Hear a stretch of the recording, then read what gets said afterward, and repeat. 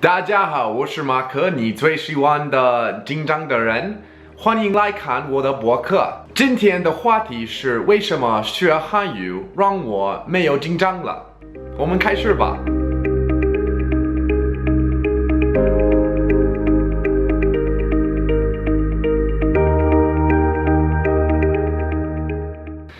What up, guys? Welcome back to The Anxious Achiever, the video series that teaches you how to achieve despite your anxieties. I'm Mark, and I know today's introduction was a little bit different than normal, mostly based off the fact, solely based off the fact that I was speaking Chinese. And I know what you're thinking, but really the only thing that's cool about speaking Chinese is going to the nail salon and getting your schniz done. Your schniz, that sounded wrong. Your nails done, getting your nails done. And then they're like talking about me. I'm like, excuse me. I know what you're saying right now. And they're like, what? And then we just start gossiping about the other people behind their backs because they don't speak Chinese. Side note, yes, I went to the nail salon once. It was a great time. Don't be afraid to go if you're a guy. It's like a massage for your feet or your hands. I got my feet done. Those stinky things. Not stinky anymore because of Li Huang. Thank you, Li Huang. You did a good job.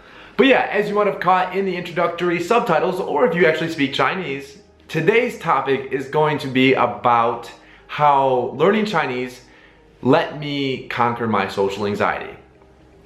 So let's jump into it.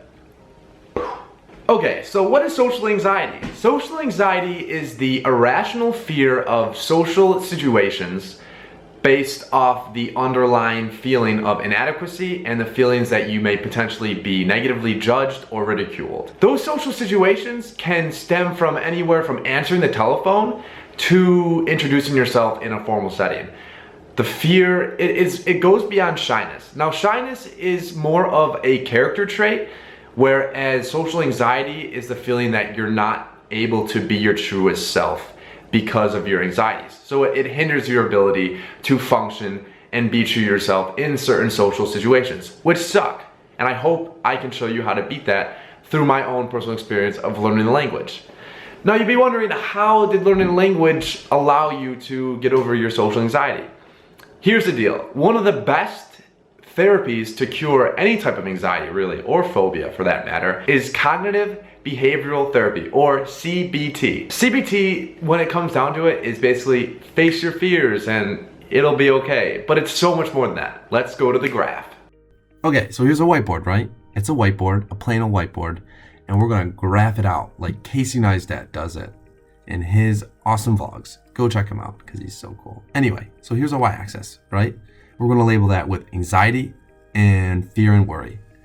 And then for our x-axis, we're going to label that as our time constraint. So as time goes on, we're going to see how my anxiety and fear and worry fluctuate with time. Yeah.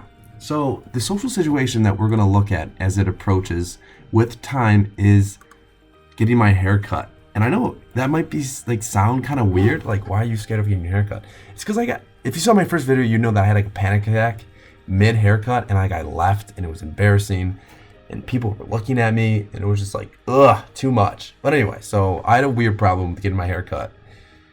Yeah, so we're gonna look at how approaching a hair appointment for me affects my anxiety. Yeah, so here's me. What's up? So, okay. So as time goes on, as it approaches the hair appointment, my anxiety starts to go up. And what I normally would do before cognitive behavioral therapy was avoidance, and that just basically means, okay, screw the hair appointment, I'm not going. And my anxiety would immediately go down, but I wouldn't face my fear. And it would start this cycle of avoidance, where I would find comfort in not going to the hair appointment because it would reduce my anxiety and I would feel safer. Now, where cognitive behavioral therapy comes in is you basically have to follow through with it and experience the fear to its highest point. So as you can see by the blue line, it goes up considerably higher than the red line. But what you do also notice is there's a conscious point where the anxiety starts to go down. And this is noticeable. So if you're facing your fear of talking on a telephone or doing a public speech, there's going to be a lot of fear and anxiety leading up to the event, but then there is going to be a point where the anxiety does subside.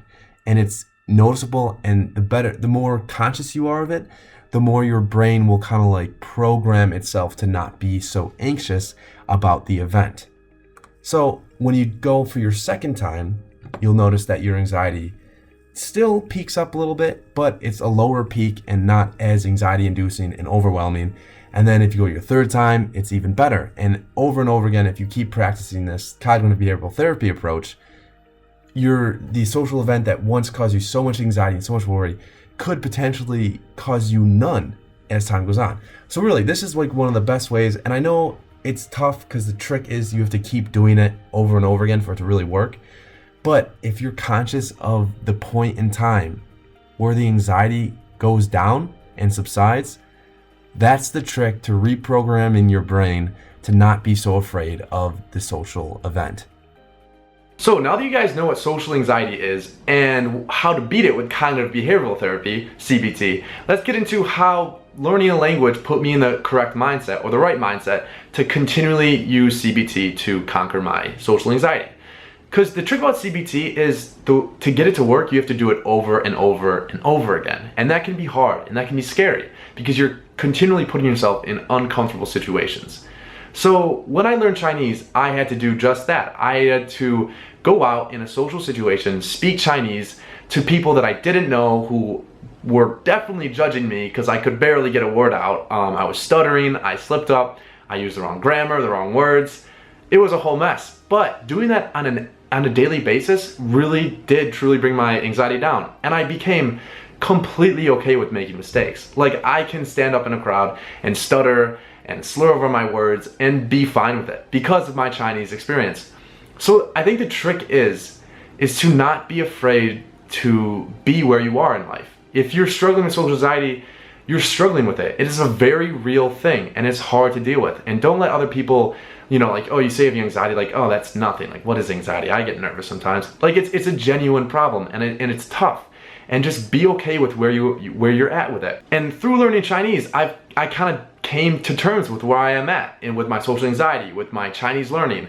It's okay to be where you are. You can make mistakes, you're gonna slip up, and you gotta be okay with that if you wanna actually move on and be less anxious when you're approaching whatever social situation happens to bother you the most. Alright, and that's it for the video this week, you guys. I hope you liked it. If you did, give it a big thumbs up, subscribe to the channel, and leave a comment telling me about your worst social anxiety experience. I would love to hear it. Anyway, just remember guys, everything is A-OK! Yeah, it is.